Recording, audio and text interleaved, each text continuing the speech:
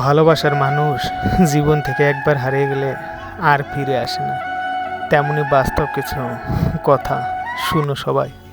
জানি না ভালোবাসার মানুষটার সঙ্গে আমার ব্রেকআপ হয়েছে বলে আজও সেই মানুষটার আমার কথা একবারও মনে পড়ে কিনা।